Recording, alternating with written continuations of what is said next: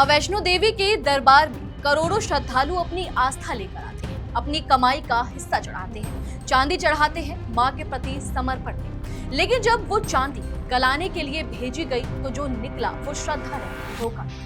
20 ton चांदी, 550 करोड़ की कीमत, और उसमें असली चांदी निकली सिर्फ 5 से 6%। बाकी सब केडीएम और लोहा। ये सिर्फ एक फ्रॉड नहीं है, ये उन करोड़ों भक्तों की आस्था के साथ धोखा है जो मां के दरबार में सच्चे दिल से कुछ चढ़ाने आए थे।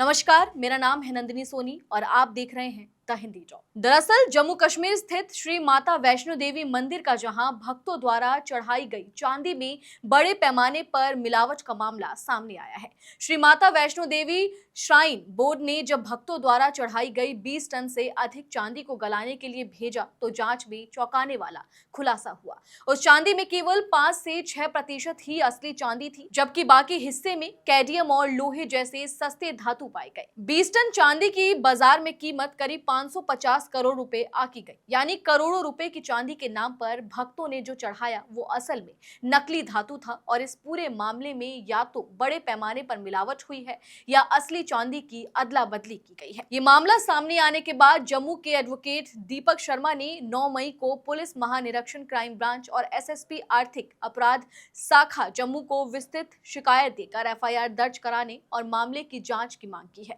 उन्होंने आशंका जताई कि श्रद्धालुओं द्वारा चढ़ाई गई चांदी में मिलावट की गई है या उसकी अदला बदली की गई है और इसमें बड़े स्तर पर हेरफेर हुआ है।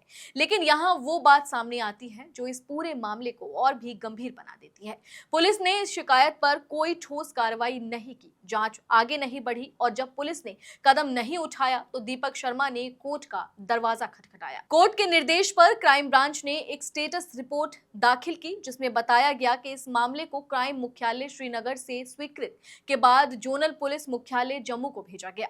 लेकिन याचिकाकर्ता दीपक शर्मा ने इस पर कड़ी आपत्ति जताई और कहा कि आर्थिक अपराध शाखा जम्मू का अपना पुलिस थाना है और उसे शिकायत पर सीधे कार्रवाई करनी चाहिए थी। उन्होंने यह भी कहा कि स्टेटस रिपोर्ट में महत्वपूर्ण सबूतों को सुरक्षित रखने के लिए उठाए गए किसी भी कदम का कोई उल्लेख नहीं है।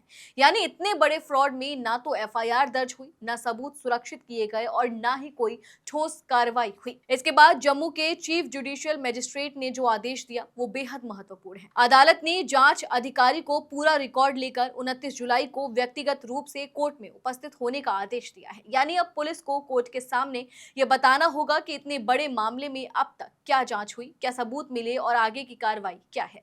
यहाँ रुककर इस पूरे मामले के कुछ जरूरी पहलुओं को भी समझना बेहद जरूरी है जो इसे सिर्फ एक आर्थिक अपराध से बड़ा बनाता है। पहली बात, वैष्णो देवी एक ऐसा मंदिर है जहां हर साल लाखों करोड़ों श्रद्धालु आते हैं। यह सिर्फ एक धार्मिक स्थल नहीं बल्कि करोड़ों लोगों की आस्था का केंद्र है। जो लोग यहाँ चांदी चढ़ाते हैं वो अपनी मेहनत की कमाई से अपनी मन्नत पूरी होने पर अपनी खुशी और कृतज्ञता के साथ चढ़ाते हैं। उन्हें अंदाजा भी नहीं था कि जो वो मां के चरणों में चढ़ा रहे हैं वो असली नहीं है। दूसरी बात, अगर 20 टन चांदी में केवल 5 से 6% ही असली चांदी निकली तो बाकी 54 से 95% कहां गई? ये चांदी अचानक नकली नहीं हो सकती। इसका मतलब है या तो श्रद्धालु नकली चांदी चढ़ाते आ रहे हैं जो बिना किसी जांच के स्वीकार की जाती रही, या फिर असली चांदी की जगह नकली रख दी गई। दोनों ही स्थितियां बेहद गंभीर हैं और दोनों में ही व्यवस्था की भारी चूक सामने आती है। तीसरी और सबसे अहम बात, श्राइन बोर्ड की जिम्मेदारी क्या थी? जो चांदी भक्त चढ़ाते हैं उसकी जांच करना, उसे सुरक्षित रखना और उसका सही इस्तेमाल करना श्राइन बोर्ड का काम है। लेकिन 20 टन चांदी जिसकी कीमत 550 करोड़ रुपए है, उसे गलाने तक इसका पता ही नहीं चला कि वो नकली है। ये या तो घोर लापरवाही है या फिर कुछ और अब वो बात जो इस पूरी खबर में सबसे जरूरी है, जब किसी मुसलमान पर गौमांस रखने का आरोप लगता है तो पुलिस मिनटों में हरकत में आती है, गिरफ्तारी होती है, एक्शन होता है। जब किसी की आस्था को, चाहे वो हिंदू हो, मुस्लिम हो या कोई भी, आहत होने का दावा किया जाता है तो तुरंत बड़े बड़े बयान आते हैं। लेकिन जब मां वैष्णो देवी के दरबार में 550 करोड़ की नकली चांदी का मामला सामने आता है तो करोड़ों हिंदू भक्तों की आस्था के साथ सीधा खिलवाड़ है। तो पुलिस को कार्रवाई करने के लिए कोर्ट का आदेश लेना पड़ता है। ये डबल स्टैंडर्ड क्यों? आस्था की रक्षा चुनिंदा मौकों पर ही क्यों होती है? 29 जुलाई को जब जांच अधिकारी कोर्ट में पेश होगा तो यह मामला एक नए मोड़ पर आएगा। लेकिन सवाल ये है कि क्या अब तक जो सबूत थे वो सुरक्षित रखे गए? क्या किसी को अब तक गिरफ्तार किया गया? क्या एफआईआर दर्ज हुई? और सबसे बड़ा सवाल, जो 20 टन चांदी की अदला बदली हुई या मिलावट हुई, उसके पीछे कौन था? क्योंकि कोई भी व्यक्ति छोटी मछलियां नहीं पकड़ता। ये काम किसी बड़े नेटवर्क के बिना संभव नहीं है। मां वैष्णो देवी के दरबार में करोड़ों भक्त आते हैं। वो सब यही मानते हैं कि जो वो चढ़ा रहे हैं वो मां तक पहुंच रहा है। लेकिन अगर 550 करोड़ की चांदी में से 94% नकली निकलती है तो ये सवाल उठता है कि ये सब कब से हो रहा था, कितने सालों से हो रहा था और कितने भक्तों की आस्था के साथ ये खेल खेला गया।